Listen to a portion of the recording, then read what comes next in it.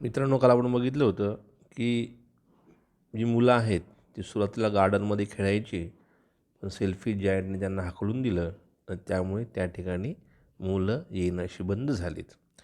त्या मुलं जी काही आहेत ती गार्डनच्या अवतीभोवती फिरायची आणि ते म्हणायचे की how happy we were there they said to each other. इथपर्यंत आपण काल बघितलं होतं. आता पुढे, then the spring came and all over the country there were little blossoms. हे पण काल झालं होतं की वसंत ऋतू आला, सगळ्या कंट्रीमध्ये, सगळ्या त्या प्रदेशामध्ये सगळीकडे फुलं आलीत, पक्षी गायला लागलेत, परंतु या गार्डनमध्ये मात्र फुलं बहरली नाहीत, फुलं आली नाहीत किंवा झाडं जी काही आहेत तीसुद्धा बहरली नाहीत. एक छोटंसं जे फ्लावर आहे त्याने डोकं बाहेर काढलं, परंतु परत त्याने आपलं डोकं आत टाकलं. इथपर्यंत आपण काल बघितलं होतं. पुढे, the only people who were please were the snow and the frost. यामध्ये फक्त जी काही लोक आनंदी होती ती स्नो आणि फ्रॉस्ट, बर्फ आणि कडाक्याची थंडी. फ्रॉस्ट म्हणजे शून्याच्या खाली ज्यावेळेस तापमान येतं त्यावेळेस त्याला फ्रॉस्ट असं म्हणतात. 0च्या खाली तापमान, टेम्परेचर, खूप कडाक्याची थंडी पडते त्यावेळेस. आता या ठिकाणी स्नो आणि फ्रॉस्ट हे जे दोन शब्द आहेत हे सीझन जरी असले तर यांना या ठिकाणी पीपल असं म्हटलेलं आहे. यामध्ये लेखकाने काय केलं आहे की यांना ह्युमन क्वालिटी दिलेल्या आहेत. सीझन जो काही आहे, सीझनला मानवाप्रमाणे ह्युमन क्वालिटी दिलेली आहे, मानवी गुण दिलेले आहे, मानवाप्रमाणे त्यांची ॲक्टिव्हिटी दाखवलेली आहे. त्यावेळेस हा जो फिगर्स ऑफ स्पीच आहे याला आपण पर्सॉनिफिकेशन असा फिगर्स ऑफ स्पीच म्हणतो. याला काय म्हणतात? पर्सॉनिफिकेशन. पर्सॉनिफिकेशनमध्ये काय असतं की ज्या नॉन लिव्हिंग थिंग्ज असतात त्यांना ह्युमन क्वालिटीज दिल्या गेलेल्या असतात. जसं आपण म्हणतो द रंगोली वेलकम्स, रांगोळी आपलं स्वागत करते. आता रांगोळी खरं स्वागत करणार आहे का? नाही. ती बोलू शकते का? नाही. जसं लॉयन सेड, सिंह म्हणाला, तर सिंह बोलू शकतो का? नाही. त्याला बोलण्याचा मानवी गुण दिलेला आहे, म्हणून तो फिगर्स ऑफ स्पीच होतो, पर्सॉनिफिकेशन. तसं या ठिकाणी स्नो आणि फ्रॉस्ट यांना पीपल म्हणून संबोधन दिलेलं आहे. हा पर्सॉनिफिकेशन फिगर्स ऑफ स्पीच होतो. So we live here all the year round. ते म्हणले की spring has forgotten this garden. जो वसंत ऋतू आहे, वसंत ऋतू या बगीच्याला, या बागेला विसरला आहे. आता आपण या ठिकाणी वर्षभर राहू. The snow covered up the grass with her great white cloak and the frost painted all the tree silver. आता बर्फाने काय केलं? सगळ्या त्या गवताला आच्छादित करून टाकलं बर्फाने, आणि कडाक्याच्या थंडीने सुद्धा सगळ्या झाडांना सिल्वर करून टाकलं. Then they invited the north wind to stay with them and he came. मग त्याने जो नॉर्थ विंड आहे त्या नॉर्थ विंडला आपल्याकडे बोलवलं राहण्याकरता, की जो थंडी घेऊन येतो खूप, त्याला थांबवलं. ही वॉज रॅप इन फर्स and he road all day about the garden and blue the chimney pots down. आता हा जो नॉर्थ विंड आहे हा सगळीकडे याने मग काय केलं, संपूर्ण गार्डनमध्ये तो वारा जो काही आहे तो घोंगावत फिरत होता. संपूर्ण घरामध्ये सुद्धा तो घोंगावत फिरत होता. This is a delightful spot he said, we must ask the hail to visit.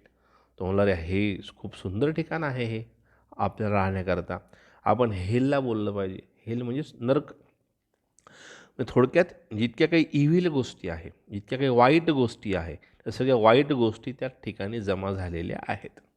So the hell केम, म्हणजे हेल आहे ते सुद्धा आलं, नर्क जे काही आहे ते सुद्धा त्या ठिकाणी आलं. Every day for 3 hours he rattle on the roof of the castle till he broke most of the slates. मग तो काय करायचा? रोज यायचा आणि त्या जी छत आहे त्या कॅसलचं, त्या छतावर तो रॅटलिंग करायचा, गोंधळ करायचा, फिरायचा, आणि त्या जोपर्यंत जी छत तुटत नाही, त्याचे जे स्लेट्स आहेत तोपर्यंत त्याने हे केलं. And then ran round and round the garden as fast as he could go. संपूर्ण बगीच्यामध्ये त्याने थैमान घातलं. He was dressed in grey and his breath was like ice. त्याचा रंग करडा होता, त्याने करड्या रंगाचा ड्रेस घातलेला होता, आणि त्याचा जे काही ब्रेद आहे, जो श्वास आहे तो बर्फासारखा होता. सगळं काही थंडगार होतं. It seems like a death. सगळीकडे मृत्यूचं थैमान आहे असा याचा अर्थ होतो. I cannot understand why the spring is so late in coming said the selfish giant. आता हा जो राक्षसी व्यक्ती होता तो म्हणाला की यावेळेस वसंत ऋतूला येण्यास इतका वेळ का झाला आहे. तो he sat at the window and look out at his cold white garden. ज्यावेळेस तो खिडकीमध्ये बसून आपल्या थंडगार बगीच्याकडे बघत होता त्यावेळेस तो असं म्हटला, I hope there will be a change in the weather. तो म्हणला, आज आणि नाही तर उद्या कमीत कमी मला अशी आशा आहे की वातावरणामध्ये काहीतरी बदल होईल. But the spring never came nor the summer. परंतु वसंत ऋतू आला नाही, उन्हाळाही आला नाही. The autumn give golden fruit to every garden. ऑटममध्ये, शरद ऋतूमध्ये संपूर्ण बाकीच्या बगीच्यांमध्ये सुंदर सुंदर फळं लागली, but the giant's garden she give none. परंतु त्याने या जायंटच्या गार्डनला काहीच दिलं नाही. He is too selfish, she said. ते म्हणले हा खूपच स्वार्थी आहे. So it was always winter there. म्हणून या ठिकाणी नेहमीच आता बर्फ राहील, याला कधीच बाहेर येणार नाही. And the north wind and the hell and the snow dance about through the trees. आणि म्हणून हा जो वारा आहे, हेल आहे, स्नो आहे, या सगळ्यांनी त्या बगीच्यामध्ये थैमान घालायला सुरुवात केली.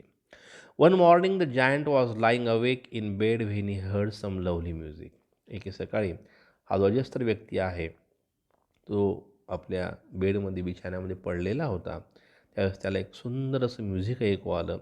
It sounded so sweet to his ears that he thought it must be the king's musicians passing by. इतकं सुंदर होतं, त्याला असं वाटलं की राजाचे म्युझिशियन्स आहेत, संगीत वाजवणारे, तेच तिथून जात आहेत का.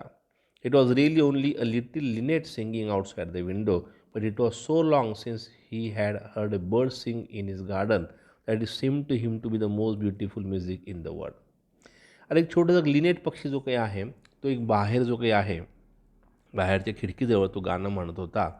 But it was so long since he had heard a bird sing in his garden that it seem to him to be the most beautiful music in the world. यानं आत्तापर्यंत असं संगीत कधीच ऐकलं नव्हतं. बऱ्याच वर्षापासून त्यानं असं म्युझिकच ऐकलं नव्हतं, लक्षच दिलं नव्हतं आनंदाकडे. म्हणून त्याला ते म्युझिक जे काही आहे, ते गायन जे काही आहे, ते खूप सुंदर वाटलं. Then the hail stopped dancing over his head, and the north wind ceased roaring, and delicious perfume came to him through the open casement. आणि मग काय झालं, एकदम जसं पक्षीने आवाज काढायला सुरुवात केली, त्याने ते गाणं ऐकलं. तिथले जे काही बाकीचे जे काही डिस्ट्रॉय करणारे जे घटक होते, जे नष्ट करणारे जे घटक होते, जसं हेल आहे, नॉर्थ विंड आहे, हे सगळे त्या ठिकाणी हळूहळू त्यांनी आपला जो काही थैमान आहे, ते थैमान बंद करायला सुरुवात केली.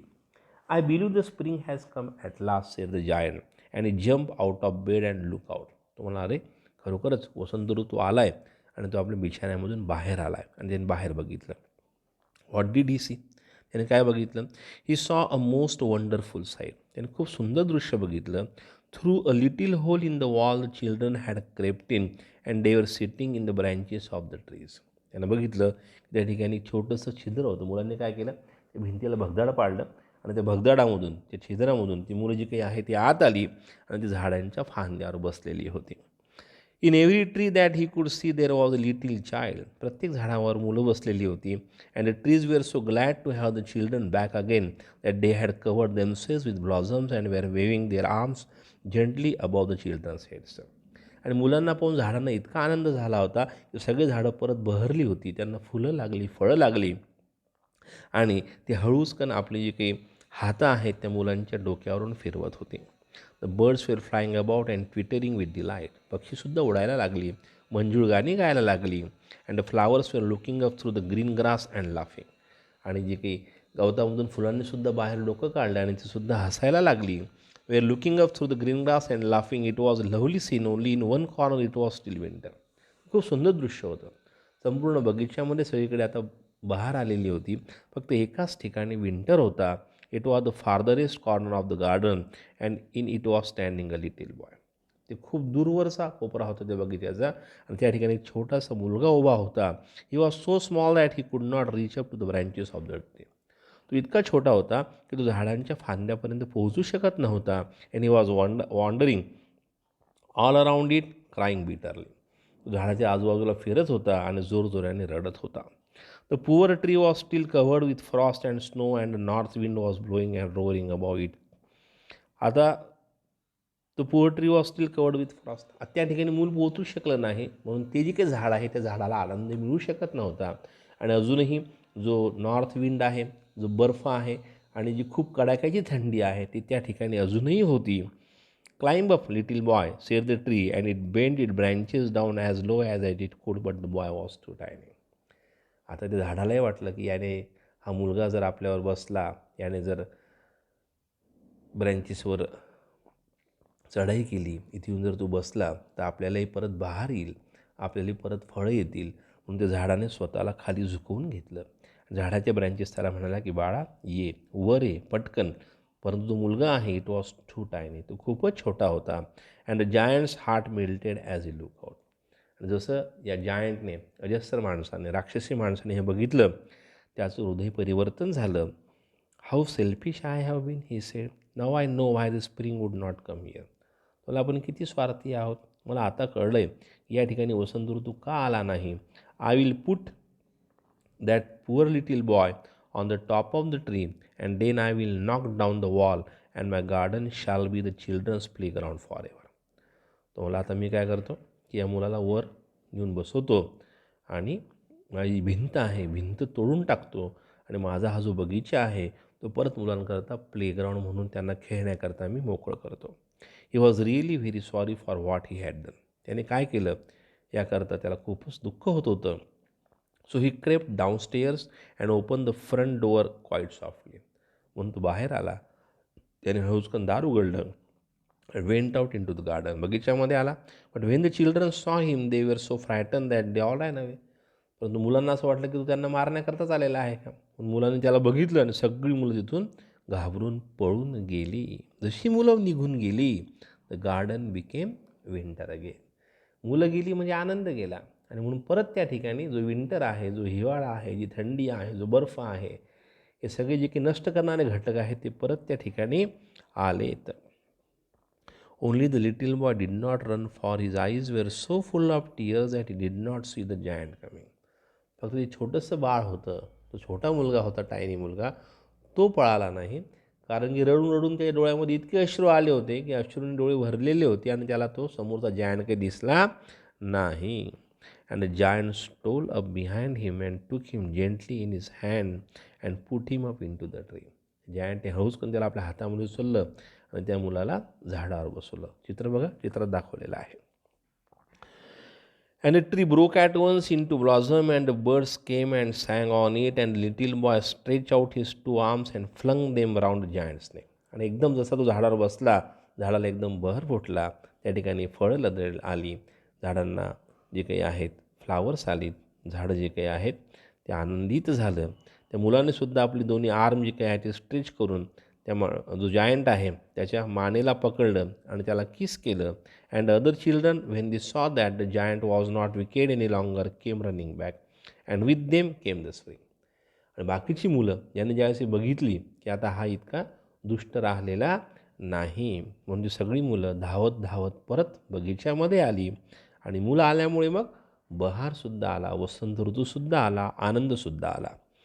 It is your garden now little children sed the giant. Giant म्हणला, मुलांनो आता हे गार्डन तुमचं आहे. And it took a great axe and knock down the wall. त्याने एक मोठी कुऱ्हाड घेतली आणि जी भिंत आहे ती तोडून टाकली. And when the people were going to market at 12 o'clock they found a giant playing with the children in the most beautiful garden they had ever seen. आणि ज्यावेळेस लोक जे काही आहे दुपारी 12 वाजता हे मार्केटमध्ये जात होती, त्यावेळेस त्याने बघितलं की हा जो जायंट आहे, अजस्त्र मनुष्य, राक्षसी मनुष्य, हा तो मुलांसोबत गार्डनमध्ये खेळत होता, की जे गार्डन सर्वात सुंदर गार्डन होतं. म्हणजे मुलांची प्रेझेन्समुळे ते गार्डन काय झालं, अतिशय सुंदर झालं. हा धडा वाचा, बाकीचं आपण नंतर बघू.